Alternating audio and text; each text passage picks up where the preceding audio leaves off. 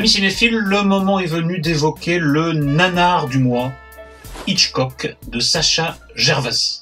Alors l'affaire ne se présentait pourtant pas si mal, d'abord parce que le réalisateur avait auparavant signé un très réjouissant documentaire qui retraçait la carrière façon montagne russe du groupe de hard rock canadien Anvil, ensuite et surtout parce que Hitchcock s'attache à la difficile gestation d'une des œuvres les plus célèbres du grand maître du suspense, généralement considéré comme l'un des sommets du 7e art, nous parlons de Psychose. La fabrication d'une des histoires les plus tordues qu'on puisse imaginer, les démêlés du cinéaste avec la censure américaine, le refus des producteurs de mettre au pot, ce qui le contraignit à hypothéquer sa maison et à miser sur l'affaire jusqu'à son ultime bouton de chemise, bref, on sent lécher par avance les babines, ou plutôt, comme on dit en langage cinéphile, on sent lécher par avance les bobines. Patatras, badaboum, le résultat se révèle consternant.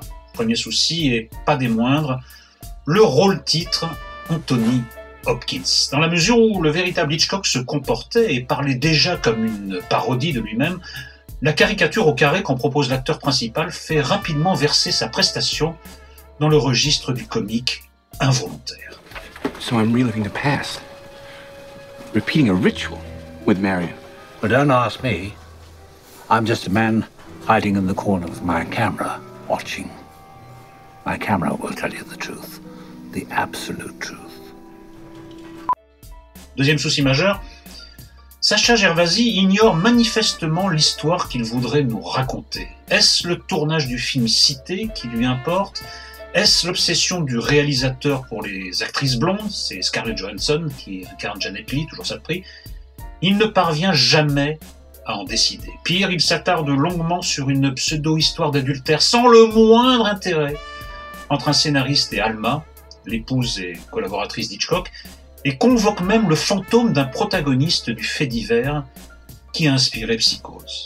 En un mot, plus le film avance, plus le critique sent monter en lui des pulsions assassines, tandis que le stylo avec lequel il rédige ses articles fait soudain étrangement penser à un poignard.